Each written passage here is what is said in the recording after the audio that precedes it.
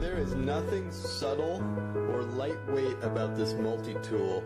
It is actually just a really chunky, kind of like old school Swiss Army knife or Leatherman attached to a bright LED flashlight. And it does come with a big old rechargeable battery. So it comes with a nice big rechargeable battery, which is why you have the power with this flashlight as opposed to like a standard, AA or AAA flashlight. And there's a charger, and when you need to recharge it, you just pull the battery out and put it in the charger. Alright, let's talk a little bit about the multi-tool.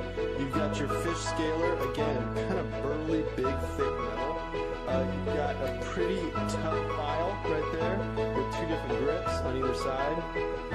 This is your flathead screwdriver, and you're useful for three different nut sizes.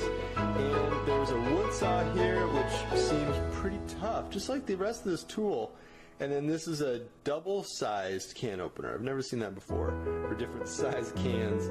And then this is your cutting blade, which I think is the most important part of the knife. And actually, I think I sliced myself there. It's got a little bit of a funny shape to it, a little bit shaped like a Russian tank, but it is sharp and definitely cuts.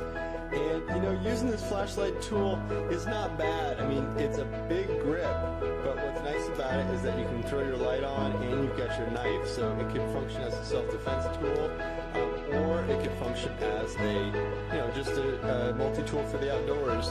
So you get brightest, dimmer, and then flasher in terms of how the button works. So overall, I think the multi-tool is kind of interesting.